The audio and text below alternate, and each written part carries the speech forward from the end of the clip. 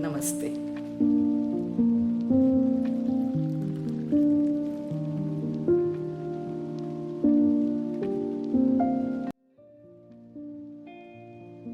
I had started my journey in 1978 in the slums of Bangalore city. And the first slum I walked into was called Lakshmipuram slum. I had no ism behind me, I had no training, and I knew that when I walked in there, all I had was myself. And I went and told the people, it was dusk, it was evening, and I said, I'm here, can I be of some service to you? I had come and settled down in Bangalore as a new young girl in my mid-20s. I had lived in the US before that. And when I came here, I was finding my feet all alone, going around from slum to slum. And I was taken aback a little, but I realized soon enough that people had been cheated for so long that they didn't necessarily always trust you at the first meeting. So I was challenged. And I was told, do you think you can help us in the next 3 months? And if you can really help us in the next 3 months, then we won't have you thrown opposite the road. And if you can see that circled area opposite the road, you'll see that there is a graveyard over there. These were the kind of threats I was faced with, but I knew where they were coming from. Poverty had in fact suffocated hundreds and thousands of people by giving them no chance to feel a part of the whole, to integrate their lives with the communities. And so I walked into this community, and that graveyard became my meeting place. And that graveyard, as you can see in the little insets, became the space, because there was no space to sit in the community, to gather women, to gather people, to gather youth, and collectivize them for action together. Otherwise, if we were faced with bulldozers of this nature, we could never have thwarted those threats. We could never have fought together and established the rights of the slum dwellers. People in this case were brick makers who had made the bricks that you see the houses at the backdrop built with, and yet these people had no space whatsoever to live there. And even further, when we resisted the bulldozers, what happened to me? I was threatened. I was threatened by the authorities. I was threatened by the police. And they said that if you're going to stand there, we may have to just arrest you. And I said, hey, let's wait a minute on that one. And I'm glad I persevered, because what happened in my life became a change, a big change in my own life and in the life of many others too. We were able to move from bulldozers and prove to the people of this country that there is something called integrating the poor with the others, and that they are the backbone of the economy of our nation, and that these people who make the bricks and build the homes and keep the streets clean and work in our homes are the ones who have a place to live rightfully in the slums of Bangalore or any other part of this country or any part of the world. And this is where we first got our people together, and this particular housing project that came up multiplied into thousands more homes, and then we impacted from the micro to the macro the policy about participatory in situ housing for the poor in the cities. But how did we do this? I want to again draw our attention to the fact that it was only possible because we brought people together.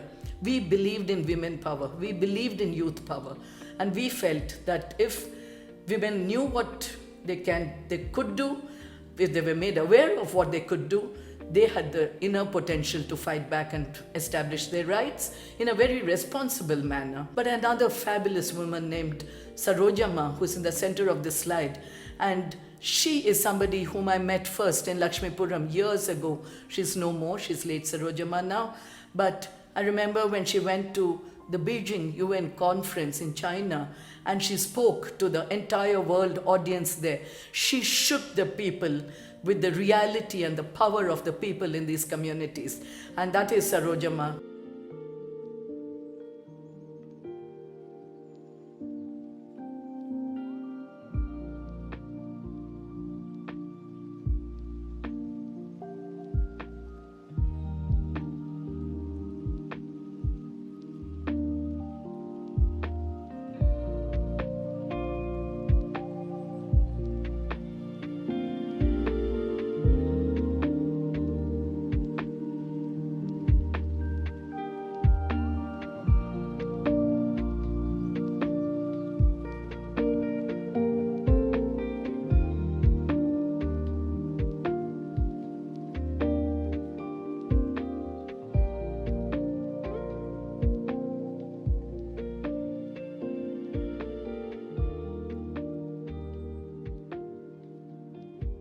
I brought in the focus into working with children especially.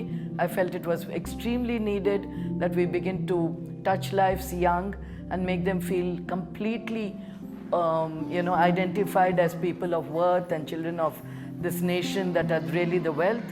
And then I realized that we had to work with the youth who were lacking opportunities, who were looking forward for leadership, where a lot of dynamism was needed, and I felt that would be a good place for me to focus on. ಫ್ಯಾಮಿಲಿಯಲ್ಲಿ ನಾವು 5 ಜನ ಮಕ್ಕಳಲ್ಲಿ ಯಾರೂ ಓದಲಿಲ್ಲ.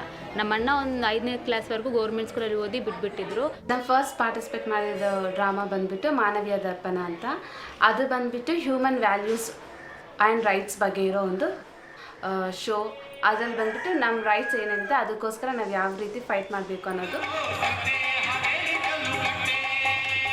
ಒಂದು ಸುಮಾರು minimum 1000 ಮಕ್ಕಳು, ಇನ್ನು ಅದಕ್ಕಿಂತ ಜಾಸ್ತಿ ಮಕ್ಕಳು ಎಲ್ಲ ಸಮುದಾಯದಿಂದ ಪೋಷಕರೆಲ್ಲ ಬಂದು ನಮ್ಮಲ್ಲಿರೋ ಸ್ಕಿಲ್ಸ್ನ ನಮ್ಮ ಪೇರೆಂಟ್ಸ್ಗೆ, ನಮ್ಮ ಸಮುದಾಯದ ನಾಯಕರಿಗೆ ಮತ್ತು ಬಂದಿರೋ ಎಲ್ಲ ಜನಗಳಿಗೆ ತೋರಿಸ್ತಿದ್ವಿ. ಅದು నಮಗೆ ಒಂದು లైఫ్లో దొడ్డ గిఫ్ట్ అంతనే ಹೇಳಬೇಕು. ఎడ్యుకేషన్ అందరికీ రాకపోవచ్చు, కానీ వాళ్ళలో డిఫరెంట్ స్కిల్స్ ఉంటాయి. డ్రాయింగ్ స్కిల్స్ ఉండొచ్చు, సాంగ్స్, డ్యాన్స్, మైమ్, ఇలా డిఫరెంట్ స్కిల్స్ వాళ్ళ లోపల ఉండొచ్చు. కానీ మిడిల్ క్లాస్ ఫ్యామిలీస్లో నుంచి కొంచెం పూర్ పిల్లలు ఉండడం వల్ల అన్నీ నేర్చుకునే అవకాశం లేకపోయి ఉండొచ్చు. కాబట్టి జీవనోత్సవం అనేది ఒకటి పెట్టి అందరికీ ఫ్రీ ఆఫ్ కాస్ట్లో మంచి ఫెసిలిటీస్తో డ్యాన్స్, డ్రామాస్, అన్ని స్కిల్స్ ఒక మంచి స్థాయికి తీసుకునేలాగా నేర్పిస్తున్నారు. ಅವ್ರು ಮಾಡಿರೋ ಎಷ್ಟೊಂದು ಪ್ರೋಗ್ರಾಮ್ಗಳಿಂದ ನಾವು ಅಲ್ಲಿ ಹೋದಾಗ ಮಕ್ಕಳಲ್ಲಿ ಯಾರೂ ನೀನು ಈ ಜಾತಿ, ನೀನು ಈ ಜಾತಿ, ನಿಮ್ಮದು ಲ್ಯಾಂಗ್ವೇಜ್ ಬೇರೆ, ನಮ್ಮ ಲ್ಯಾಂಗ್ವೇಜ್ ಬೇರೆ, ನಿಮ್ಮದು ಜಾಗ ಬೇರೆ, ನಮ್ಮದು ಆ ಥರ ನಮಗೆ ಫೀಲ್ ಬಂದಿದ್ದೇ ಇಲ್ಲ. ಎಲ್ಲರೂ ಒಗ್ಗಟ್ಟಾಗಿರ್ತೀವಿ. ನಮಗೆ ಗೊತ್ತಿರಲ್ಲ ನಮ್ಮ ಒಳಗಡೆ ಇಷ್ಟು ಪ್ರತಿಭೆ ಇದೆ ಅಂತ. ನಮ್ಮ ಲೈಫಲ್ಲಿ DRIK ಬಂದಮೇಲೆ ನಾವೇನು ಅಂತ ನಮಗೂ ಗೊತ್ತಾಗಿತ್ತು. ನಮ್ಮಿಂದ 4 ಜನಕ್ಕೂ ನಾವೇನು ಅಂತ ತೋರಿಸ್ಕೊಡೋ ಅವಕಾಶ ನಮ್ಗೆ ಸಿಕ್ಕಿದೆ. ಈ ಥರ ಬೆಂಗಳೂರು, ಚಿಕ್ಕಬಳ್ಳಾಪುರ, ಆಂಧ್ರ ಪ್ರದೇಶ, ತಮಿಳುನಾಡು ಎಲ್ಲ ಊರುಗಳಲ್ಲಿನೂ ತುಂಬ ಮಕ್ಕಳು ಇದರಿಂದ ಬೆನಿಫಿಟ್ ತಗೊಂಡಿದ್ದಾರೆ. ಬೆಂಗಳೂರನ್ನ ತಗೊಂಡ್ರೆ ಇಲ್ಲಿರೋದು ವಹಾಬ್ ಗಾರ್ಡನ್, MRS ಪಾಳ್ಯ, ಬಾಂಧವ್ಯ ನಗರ, ಕೋರಮಂಗಲ, ಸುಧಾಮ್ ನಗರ, ಅಮರ್ ಜ್ಯೋತಿ, ಈ ಥರ ಒಂದು 15 ಕಮ್ಯುನಿಟೀಸಲ್ಲಿ ಜೀವನೋತ್ಸವ 19 ವರ್ಷದಿಂದ ರನ್ ಆಗ್ತಾ ಒಂದು ಒಳ್ಳೆ ನೆಟ್ವರ್ಕನ್ನು ಕ್ರಿಯೇಟ್ ಮಾಡಿದೆ.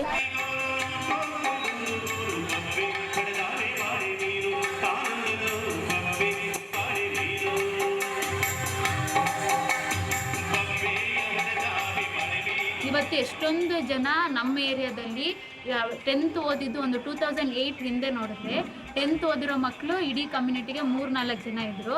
ಆದರೆ ಇವತ್ತು 2020ಗೆ ಬಂದು ನೋಡಿದಾಗ CF ಅನ್ನೋದು ಒಂದು ರೆವಲ್ಯೂಷನ್ ತಂದಿದೆ ಅಂತಲೇ ಹೇಳ್ಬೋದು. ಯಾಕಂದರೆ ಪ್ರತಿಯೊಂದು ನಮ್ಮ ಕಮ್ಯುನಿಟಿಯಲ್ಲಿ ಮಿನಿಮಮ್ ಅಂದರೆ 20-30 ಜನ ಡಿಗ್ರಿ ಮಾಡಿದವರಿದ್ದಾರೆ. ಇವತ್ತು ಮಾಸ್ಟರ್ ಡಿಗ್ರಿ ಮಾಡಿ ದೊಡ್ಡ ದೊಡ್ಡ ಕಂಪನಿಯಲ್ಲಿ ಕೆಲಸ ಮಾಡ್ತಿರೋರು ತುಂಬ ಜನ ಇದ್ದಾರೆ. ಅದಕ್ಕೆ ಲೈವ್ ಎಕ್ಸಾಂಪಲ್ ಅಂದರೆ ನನ್ನ ಜೀವನೋತ್ಸವ ಮತ್ತು DRIK ಸಹಾಯದಿಂದ ನಾನು MCOM ಮುಗಿಸಿ ನಾನು ದೊಡ್ಡ ಕಂಪ್ನಿಯಲ್ಲಿ ಆಕ್ಸೆಂಜರ್ ಕಂಪ್ನಿಯಲ್ಲಿ ನಾನು ಅಕೌಂಟೆಂಟಾಗಿ ಕೆಲಸ ಮಾಡ್ತಾ ಇದ್ದೀನಿ.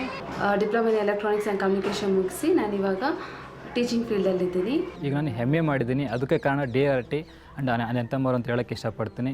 ನಾನು MA B.Ed ಮುಗಿಸ್ಬಿಟ್ಟು ಇವಾಗ ಪ್ರಸ್ತುತವಾಗಿ ನಾನು ವೈಟ್ ಫೀಲ್ಡಲ್ಲಿ ಆ್ಯಡಮ್ಸ್ ಅಕಾಡೆಮಿ ಸ್ಕೂಲಲ್ಲಿ ನಾನು ಟೀಚರಾಗಿ, ಕನ್ನಡ ಟೀಚರಾಗಿ ವರ್ಕ್ ಮಾಡ್ತಾ ಇದ್ದೀನಿ. ನಾನು ಡಿಗ್ರಿ ಮುಗಿಸಿ ಇವಾಗ ಕೆಲಸ ಹೋಗ್ತಾ ఇದ್ದೀನಿ. తమ సహాయంతోనే నేను స్విమ్స్లో తిరుపతిలో BSc నర్సింగ్ చదువుతున్నాను. ಇವತ್ತು ಇತಿಹಾಸ ವಿಷಯದಲ್ಲಿ ಒಂದು MA ಒಂದು ಪದವಿಯನ್ನು ಮುಗಿಸಿದ್ದೀನಿ.